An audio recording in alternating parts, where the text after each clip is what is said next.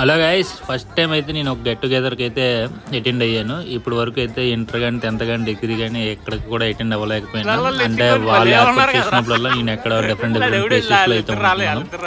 So ఇదైతే మా MBA batch అనమాట. MBA బ్యాచ్లో 10 మంది అయితే బాగా కలిసి ఉండేవాళ్ళు అనమాట. ఈ 10 మంది కూడా తినడానికి, తిరగడానికి, ఫుల్గా ఎంజాయ్ చేయడానికి, రోడ్ల మీద తిరగడానికి ఈ 10 మంది కలిసి వెళ్తుండేవాళ్ళు అనమాట.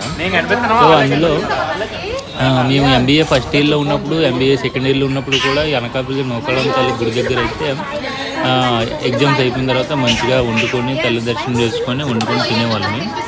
మళ్ళీ అదేవిధంగా ఇప్పుడు 9 years తర్వాత అయితే అనకాపల్లి నూకాళమ్మ తల్లి గుడి దగ్గరికి అయితే మంచిగా దర్శనం చేసుకొని తల్లిని దగ్గరలో ఉన్న రెస్టారెంట్కి అయితే వెళ్ళిపోయాము.